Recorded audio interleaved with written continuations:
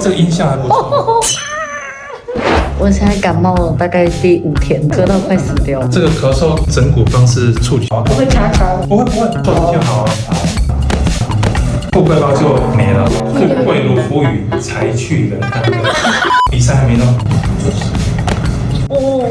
很轻柔。这个是华冈艺校毕业的，声音很多，声光效果不错。你这辈子的眼睛酸涩跟鼻子问题，看任何医生都很难确定是因为地椎警戒有问题。我知道，这是你的声音呢。好，我是听不到的。你现在鼻子不是通了？咳嗽就会比较缓解。从小到大我都怎么样？那不是单纯内科，应该就是骨伤科问题，这样才能根治。能够讲这种废话的，一定是这个医师。内科跟伤科都要会。呼吸得到了，声音也好一点。嘿嘿哈。